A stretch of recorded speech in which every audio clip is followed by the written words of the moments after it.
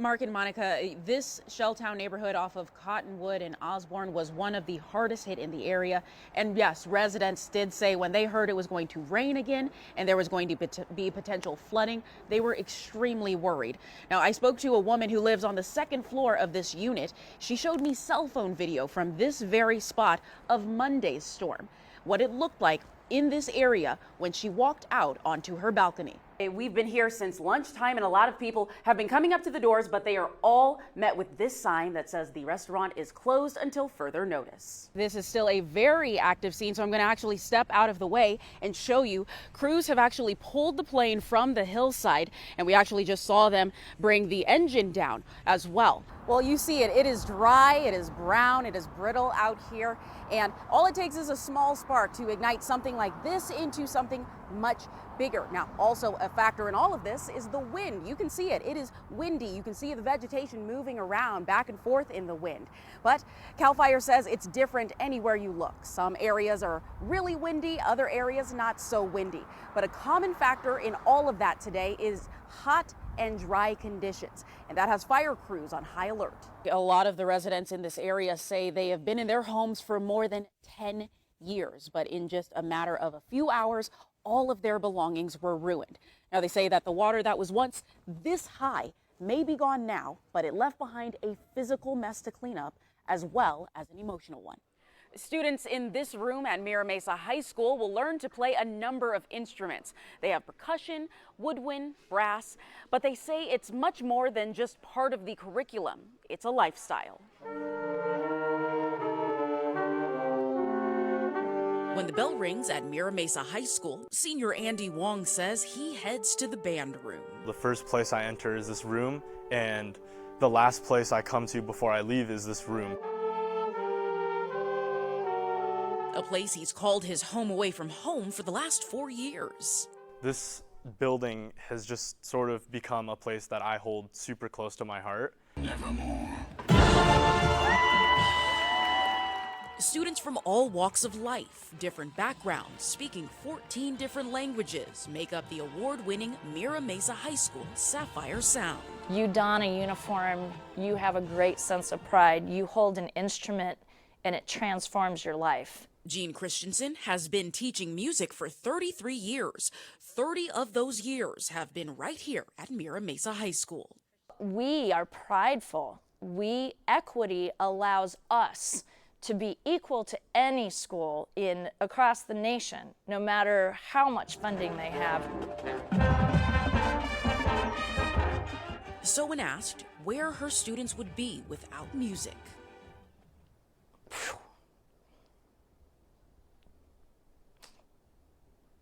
Gosh, I'm so sorry. Can we? Like,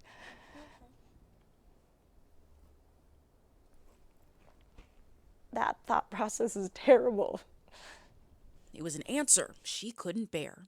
She says music is a universal language. Every celebration in this world and every mournful moment has music.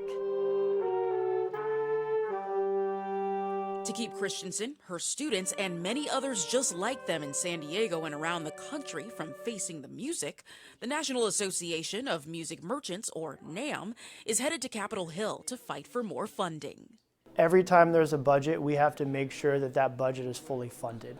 This is the first time since 2019 that a group of music industry leaders will travel to Washington, D.C. and advocate for music and arts programs in American schools. They're asking Congress to fund Title IV Part A to its fully authorized amount of $1.65 billion. That money gets granted to various states. Our state delegates then make sure we educate the districts and states on how to apply for that funding. Christensen says she'd normally be there advocating on Capitol Hill, but says it's band season and the show must go on. You dig in and realize you've got friends just like you. You can become one and you can work well with one another through music. Shellye Leggett, NBC7. Staff at the Kroc Center say they are all about teamwork, and that teamwork was on full display Monday when two employees did not hesitate to take action. They say they saw a man standing on the roof of his car right near the center as floodwaters were rising. got to work, showed up. It wasn't raining too hard yet. But around 5:30 is when it started to rain, and it was nonstop. Jay Lancaster has been with the Kroc Center for about a year, but has lived in San Diego for 30.